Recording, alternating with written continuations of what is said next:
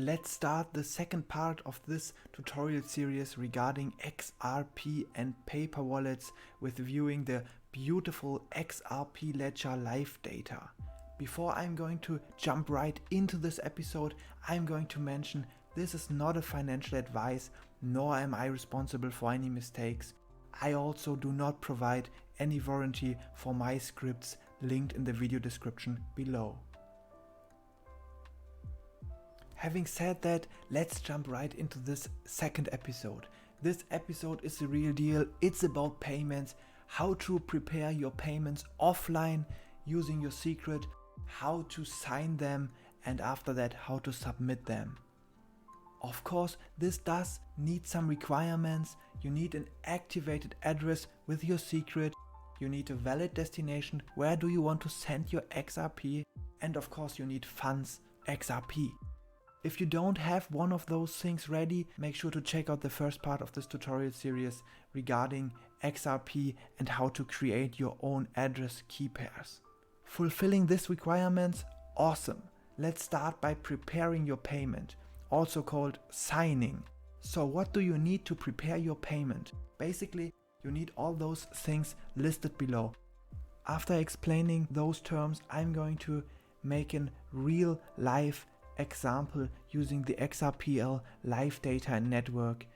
I'm going to make an example how to prepare payment with the destination tag and how to prepare payment without the destination tag. If you are already familiar with those terms, feel free to skip this part of the video and jump right into the example. Let's have a quick overview of how a payment process works. First of all, we are going to gather information partly online, partly offline regarding everything we need to know about our transaction. After that, we are going to switch to a completely offline environment to sign our payment. In this process, we will enter our secret. Of course, the ledger does not know about our payment intentions because we have done this in an offline environment. The assignment is going to generate a transaction hash or blob. This transaction hash or blob is going to be submitted online to the ledger. With this information, the ledger can verify the payment and validate the payment. So let's start the information gathering. But what information do we actually need? Let's have a look, shall we? First of all, we have the source. The source is basically just the address information from your account. It always starts with a small r. Then we have the sequence. The sequence is linked to this address information. It includes information about how many transactions were done by your account. We need to pull this information from the internet. The secret? The secret of course is your secret from your account and provides access to it. Destination. The destination is the address of where you want to send your payment to. It also starts with a small r. The destination tag is optional, but it is used to identify between different payments on the same address. Note, normally all trading platforms are using a destination tag to identify a deposit between different account balances, because many payments are sent to the same destination address. So if you forgot to include a destination tag, you have to rely on the customer support of this trading platform to identify your payment. Of course you don't want this to happen, so never forget to include your destination tag if one is needed. Amount, of course the amount of XRP you want to send. But note, the amount can also be expressed in drops. 1 XRP equals 1 million drops. The fee. This is the fee you need to pay to validate your transaction, mainly to protect network spam. There is no mining going on here. Note, the fee is processed in drops. Remember, 1 drop is a millionth of an XRP. Last but not least, the maximum ledger. It is the highest ledger version that the transaction can be included in. To give a better understanding of how this works, let's have a look at the live data from the ledger. Let me pull it up here. So, as we can see, every approximately, let's say 4 seconds, the ledger is closed and a new one opens. We can see this here. And it will close and a new one opens. Because we are signing our payment offline, we can specify the time our transaction hash can be submitted. If we would set the maximum ledger, let's say 1000 above the current ledger, we would have approximately 66 minutes time to submit the generated transaction hash. Of course, I did not just calculate this in my head. In general, preparing assignment can take time, and you should take your time. Do not hurry, do not be in a rush, so I would recommend using a good amount of headroom regarding the max ledger. You may have already noticed some of the information gathering comes from online sources, of course, because not every information is available offline. Some of the information needs to be passed from the live XRP ledger data. I really love the idea of decentralized payments. I really love the idea of a decentralized structure, a transparent structure. So I'm trying to be as transparent as I can be with my scripts. Feel free to check them out. This script, the account information, is there to get the sequence and display the account information from your address. In this case, the address where you want to send XRP from. The fee info will just display fee information. It is going to be displayed in XRP and calculated in drops. Then we have the server information script we have already seen in the last episode, which is going to display our server information. In this case, we are interested in the current ledger version. We can also check this information using the XRP Explorer. Okay, excitement settles in because this is the very first payment from this account on the XRP live data ledger. So this is a live network. You can validate the transaction in the decentralized blockchain. Just search for my account information on an Explorer. Okay, let's see. What do we have? We have the source. This is of course my account information, my public address starting with a small r. Then we need to get the sequence of my account. How do I do this? I open command prompt, head to the folder. I have located my scripts, in this case desktop again. Then I will hit node spacebar, account info, and check it out. Okay, it's going to ask me from which account do you want to display information. Yeah, I want to display information from this account. I'm going to paste it here.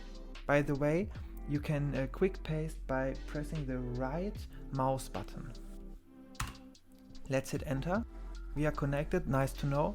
Here's our sequence. This is the information we need to know. We will just copy it and paste it in our little cheat sheet. And we also see our balance, by the way. And then we need the secret. Of course, I'm not going to type my secret in yet because I'm still connected to the internet, and as I've told many times before, do not enter your secret while you are online. So I will leave this empty. Okay, destination, where do I want to send it? In this case, it's a charity called Give Crypto. Destination tag is required, so I have also written down the destination tag. Amount, I want to send 0.01 XRP, which equals 10,000 drops. Okay, then the fee. How do I know how high the fee is? I mean, of course I could Google this, but let's run the script node fee info, which will give us this information from the internet, from the XRP API data. Okay, the fee is currently 0.0000012 XRP or 12 drops. Okay, remember 1 XRP equals 1 million drops. So the fee will be entered in drops, so I'm going to save 12 drops. Then I need the max ledger. For this I have actually two options here. I could pull node server info because it's a server information. Let's do this. Okay, we have done this. We are connected, nice to know. Here we have the ledger version. This is the last point the ledger closed. So this is the last ledger since I've pulled this. I'm going to paste it here. I could go to the XRP LiveNet Explorer and just look at this number and just copy this number. It's the same. And now I'm going to increase this number because I want to make sure my payment goes through when I submit it. I'm going to increase this number by, let's say, 1000. So I'm going to make it 29 to a 30 to make sure it goes through, and I have plenty of time to make sure it goes through. Okay, now that we have done this, I am pretty much ready. I can now go offline and submit this whole thing. Now that I have gathered every information I need except the secret, I'm going to go offline and enter my secret. Node sign offline. Let's go. So it's going to ask me, from where do you want to send XRP? Now we have prepared everything. Let's go. From here, where do we want to send it? This destination. A tag is required, of course, we have it here. Note, if we don't want a tag, we would just hit enter without typing anything in this case. Amount, how much XRP do you want to send? Okay, I want to send 0.01. Okay. Maximum ledger. The maximum ledger I've written down, we can copy it too. Let's go it like this. Source account sequence. Good. Then we have this too. Copy. Let's go. How high should the fee be? Caution in drops. Okay, this is very important. We have to enter it in drops. Also, it's very important. We have to enter the amount in XRP. Now, that's very important. Do not enter the amount in drops. It will convert the amount to drops automatically.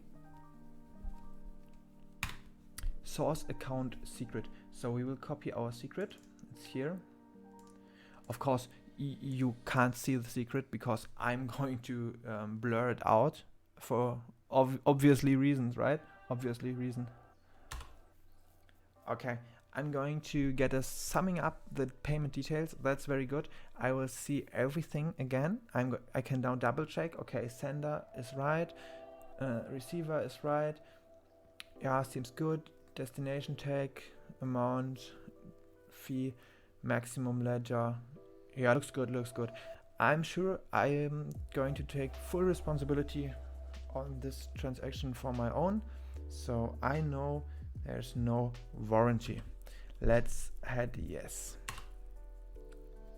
Okay, so we have generated our signed transaction blob. This is our transaction hash. We will copy this transaction hash here, our transaction blob, and save it to submit it online. I'm going to save it here. Okay, see you soon online. Awesome, signing process is done. I have deleted the secret. I have cleared the screen. I've deleted the bin, and then I reconnected to the internet. I have the transaction blob. So awesome. We can now submit it and see the transaction happening in real time. This is so exciting. Let's do this. There are now two options to actually do this. We can use the submit script here, written here, or we can use the XRPL WebSocket. I'm going to run the script to show you some informations. So let's hit here, node submit. So basically what we are doing now, we are online and we are telling the XRP ledger we want this information, and all this information is included in this hash, in this encrypted hash. It is wow, in this crypted hash. It is mind-blowing, isn't it? Okay, so this is important. This step is final, no turning back. Once submitted, this transaction will go through the XRP ledger and will be validated. So keep that in mind.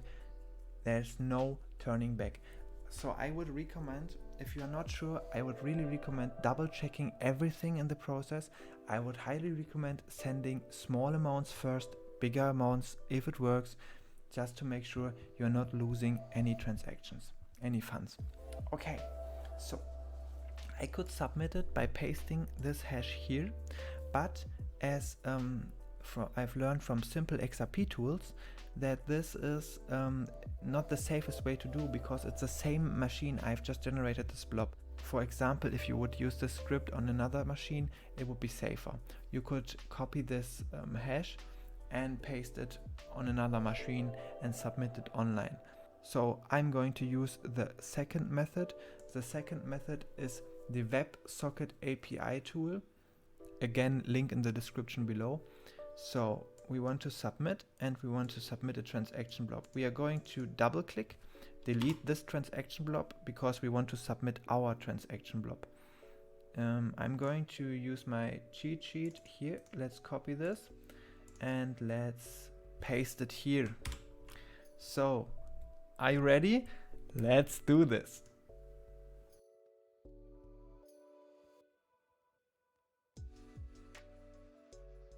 So we just sent our request and we got the message. The engine result is test success. This is good. The transaction was applied. Only final in the validation.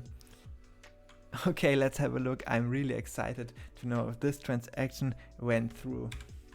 So I'm going to look up my account information and I see the payment was successful.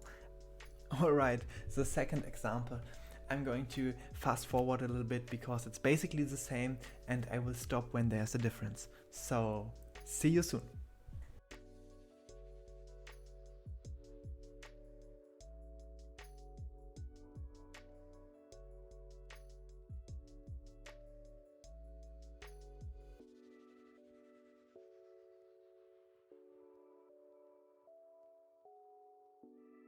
No destination tag. The fee is still the same. Let's have a look at the ledger.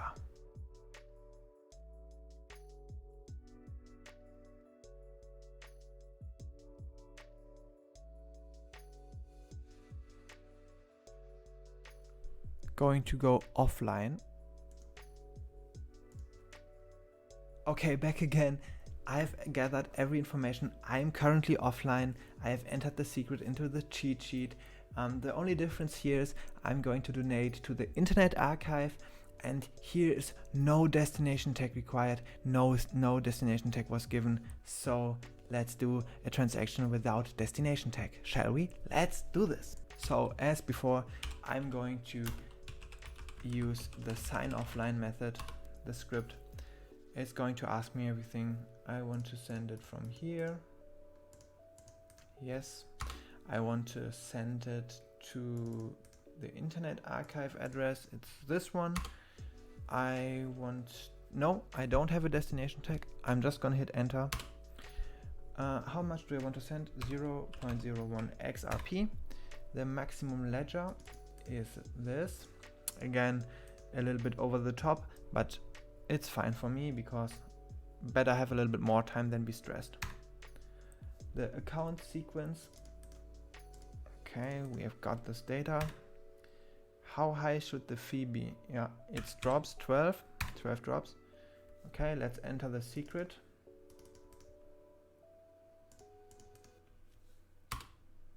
Okay, let's check everything.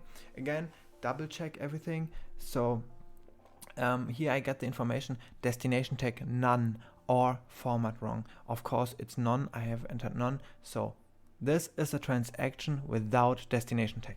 Totally fine. Make sure to double check everything, especially when the amount is higher than this. The amount is also displayed in drops, so we can verify everything is right. The amount will be sent in drops, but we will enter it in XRP because it is going to ask us to enter it in XRP. Okay, I want to do this. Let's sign. Okay, here I've got my transaction hash or transaction blob. I'm going to copy it. Same procedure as last time. Okay, now I'm going to close this. I'm going to delete the secret from my cheat sheet. I'm going to connect to the internet again. Let's do this. Okay, online again. So this time I want to submit this transaction using this script, the submit script.